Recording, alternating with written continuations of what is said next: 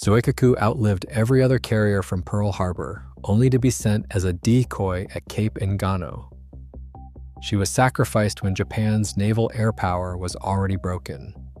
On October 25, 1944, waves of American aircraft hammered her decks north of Luzon. Fires raged and an abandoned ship order followed. The sinking is recorded down to the minute, yet her wreck remains unconfirmed in the Philippine Sea's depths. Vast ocean, deep water, and imperfect wartime position reports make the search difficult. Why is one of history's most famous war graves still officially lost?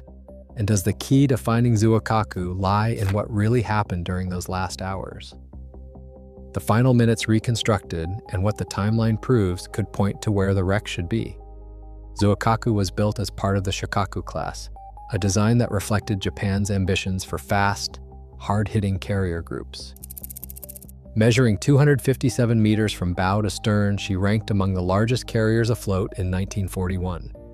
Her hull was streamlined for speed, powered by 4 turbines and 8 boilers delivering 160,000 shaft horsepower, enough to keep pace with the fleet at 34 knots. The flight deck stretched nearly the full length of the ship, with a starboard side island superstructure set forward, a layout chosen to maximize aircraft handling and command visibility. 3 centerline elevators connected the flight deck to 2 enclosed hangar decks below. These elevators were wide enough for fully assembled aircraft, allowing rapid cycling between launch, recovery, and rearming. But the same enclosed hangar spaces that made high-tempo operations possible also created a hidden vulnerability. Aircraft, fuel, and ordnance were packed together below decks, separated from the open air by steel and armor plate. Once a fire or explosion started in these spaces, smoke and heat could trap crews and ignite secondary blasts. Aviation gasoline lines snaked through the hangar decks, designed for efficiency but vulnerable to rupture under bomb or torpedo impact. The ship's defensive belt included anti-aircraft batteries and moderate armor, but the protection was never meant to withstand repeated direct hits from modern bombs or torpedoes. Each design choice, elevators, hangar geometry, and fuel systems, would later shape how Zuikaku absorbed damage and how her wreck, if found, could be identified. The Shokaku-class silhouette, with its long hull, island placement, and elevator openings, remains distinct, even in deep water. By the autumn of 1944, Zuikaku's reputation as Japan's lucky crane was already battered. Years of brutal attrition had bled away her veteran pilots. After the Marianas battle, most of her remaining aircrew were gone. They were replaced by hastily trained aviators from shore-based units and flight schools. When Vice Admiral Ozawa assembled the Northern Force for Operation Sho-Go, Zuikaku's hangars filled not with elite naval aviators, but with young men flying outdated or unfamiliar aircraft, many with only a handful of carrier landings to their names. Ozawa faced a grim calculus. The combined fleet's planning memos made clear that these carriers were no longer strike weapons. They were bait. With the United States invasion of Leyte underway, Tokyo's only hope was to lure Admiral Halsey's powerful Task Force 38 away from the landings. Zuikaku, along with Zuiho, Chitose, and Chiyoda, steamed north of Luzon with barely 100 operational planes between them. Most were drawn from training squadrons, patched together from what remained after the Great Marianas Turkey Shoot. Sho-Go doctrine spelled out the mission: draw the Americans north, absorb their airstrikes, and buy time for Kurita's battleships to threaten the invasion beaches. Survival was not expected. Staff debates in Tokyo weighed the loss of Japan's last major carrier, but the urgency of disrupting Leyte outweighed preservation.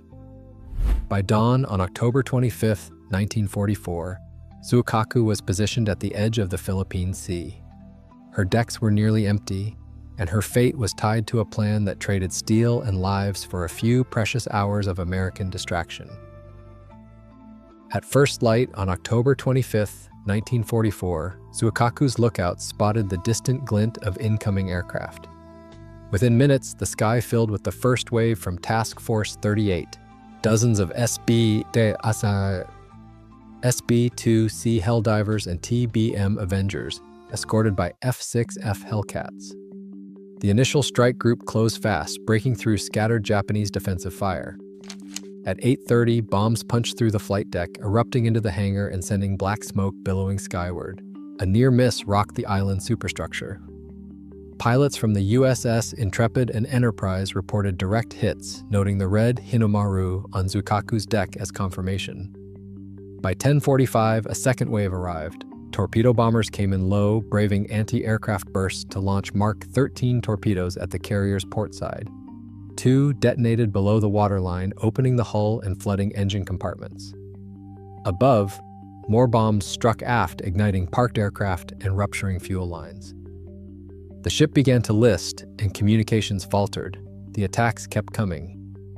Around midday, a third, even larger strike descended. Bombs tore into elevator wells and hangar spaces, while another torpedo hit starboard. Fires raged unchecked below decks. Each wave layered new damage on the last, overwhelming Zuikaku's defenses and setting the stage for mechanical collapse. By early afternoon, Zuikaku's internal systems were failing faster than her crew could respond. Torpedoes had ruptured the port side below the waterline, sending seawater pouring through engine rooms and lower compartments. The list grew steadily, first 10 degrees, then 20, then past 30. With each degree, firefighting became impossible. Flooded generator rooms silenced the pumps, leaving hoses limp as flames rolled unchecked through the hangar decks. Aircraft, unsecured by now, crashed against bulkheads as the tilt worsened. Smoke filled passageways, and the heat from burning aviation fuel made lower decks lethal. Captain Kaoru Uchida remained on the bridge, relaying calm orders even as communications cut out section by section. Damage control teams reported that watertight doors could no longer hold, and the ship's own weight was pulling her under. When the list exceeded 30 degrees, Uchida gave the order to abandon ship. Officers gathered surviving crew on the canted flight deck, where they removed their caps and offered a final salute to the naval ensign. Destroyers Wakatsuki and Kua closed in, launching boats to pull men from the oil-slicked water.